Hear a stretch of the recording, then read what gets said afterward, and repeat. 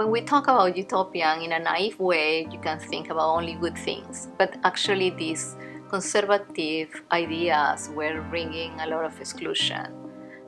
Brasilia is maybe the most striking example of that, which is the most segregated city that I know and will be segregated forever, because the Plan Piloto that created Brasilia, this utopian city in the middle of nowhere, which is amazing, beautiful, but the beauty of all these buildings is not capable of overcoming the tragedy that city is.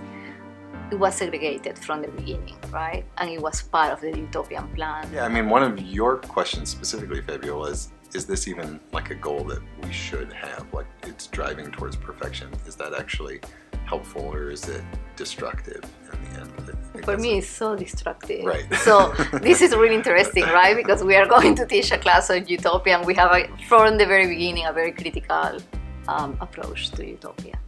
Right. I mean, like, I'm an optimist, even though I'm so critical in whatever I'm saying, right? But I'm totally an optimist. I really think that things can go better for us as a society if we actually challenge whatever we have today. You got to smash stuff up if you're going to make something better, right? So just because you're destructive doesn't mean you're not optimistic. Like, sometimes you got to break down what's there and build something better in its place. So, absolutely. Being an optimist doesn't necessarily mean being a Pollyanna, right? I mean, one of the things about being an artist is that you are never going to have a midlife crisis, because you're just constantly having a crisis.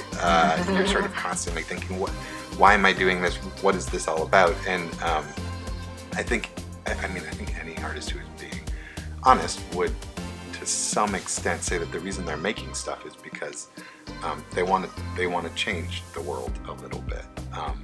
If you think the world is great the way it is, then you don't need to put more stuff in it, right? So, like, pretty much everybody who's out there making art is making it because they want to bend the world a little bit, whether or not they admit that to themselves. And I mean, the utopian artists were sort of thinking on a more grand and ambitious scale, but I think it's just a difference of scale. I think every artist is trying to tweak things a little bit. So this is a course about the multiple ways in which utopian thinking has been embraced by artists and architects, from the brotherhood of the late 19th century to the avant-garde. Forgot them.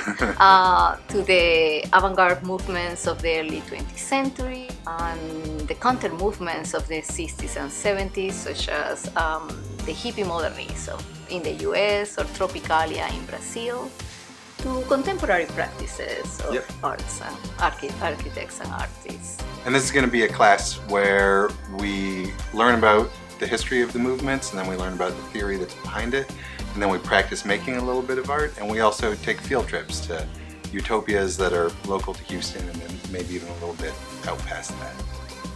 So it would be a course that will go from history to theory to practice. And also maybe out into space at the end. I love it.